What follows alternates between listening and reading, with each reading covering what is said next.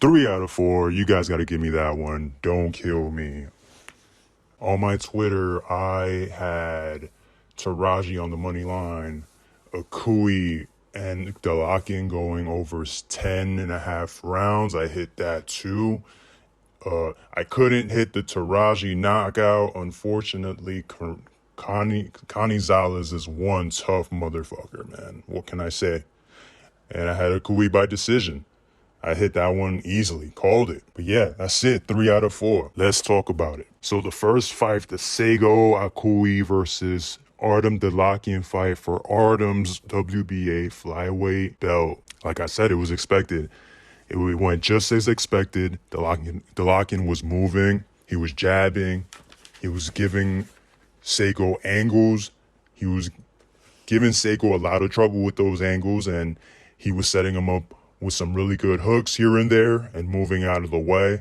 But like I said, down the stretch, just like the Jimenez fight, he faded.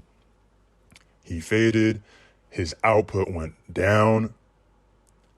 He started retreating and not firing back, and that loses rounds. You can't win rounds like that, especially not in Japan for a championship fight of this caliber. This was Dalakian's 7th defense, and they gave him the Rigondeaux treatment. I knew this was going to happen, just like the Rigondeaux-Casimir fight. Rigondeaux fought a very muted fight, very low offensive fight, basically just moving the whole time, and he didn't get the nod. I knew this was going to happen to Dalakian too, being 36 years old, being a defending champion since 2018. This was just bound to happen. And Seigo was just the more aggressive fighter. He was a fighter coming forward. He was a fighter that wanted to take the belt from the champion. And Dalakian did nothing for the last 3 rounds. That just made Seigo look a lot better than what he was, but he was winning those rounds. Like I said before, Seigo's output here was going to be key, and this got him the victory. This was Seigo's first time going 10 rounds, so I'm glad I saw him go those extra rounds, and it looked like his cardio is up to speed. He is a competitor in this division, but how will he look with the champions? How will he look with a unification bout with Bam or Julio? Now let's look ahead now. A unification with Bam, who's the WBO and the IBF champion, just beat the shit out of Sonny. I don't know, this will not go good with Akui. I don't think Seigo will hold up to any of these punches. I think Bam is too dynamic. Bam has too much in his arsenal. He's really good defensively, very defensively responsible, more than people give him credit for, and he has very good angles that Dalakian was giving Akui and was fucking with him. Let's see a unification with Julio Cesar Martinez, who's the WBC champion, who really ain't shit.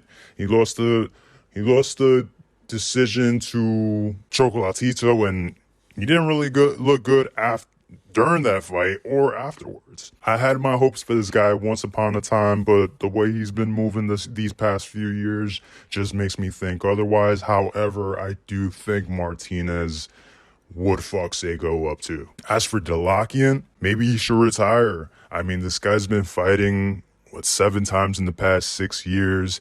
Is he going to stay that inactive? At this point, I don't think he should. He's 36 years old. You're going to head to that age where you're going to run into a fight and somebody's going to knock you out clean because you've been cold. The scorecards were a little crazy though. 119, 109. Yeah, I don't know about that. And the main event of this card, Kenshiro Teraji against Carlos Canizales for Teraji's WBC, WBA, and Ring Magazine Junior Flyweight Champion. And this was a war.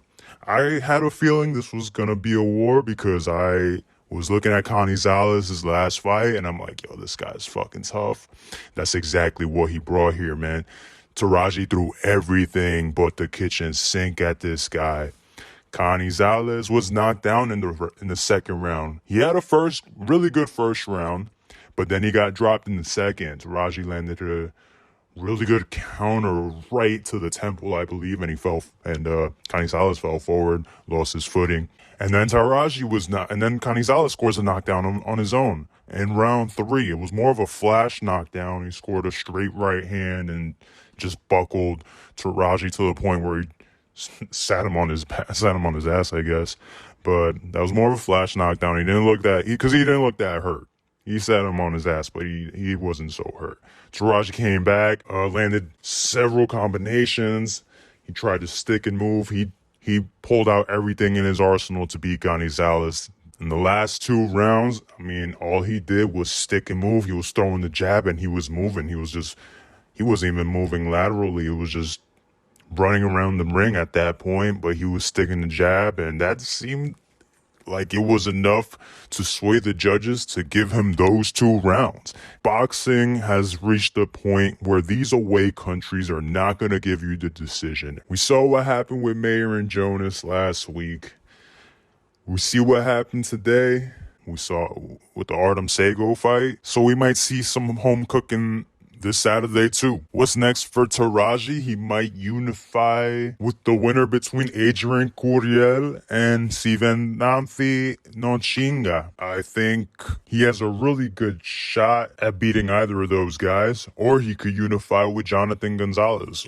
Those 3 fights are very interesting. I give Teraji really good odds, but don't sleep on Curiel or Gonzalez. That's all I'm saying.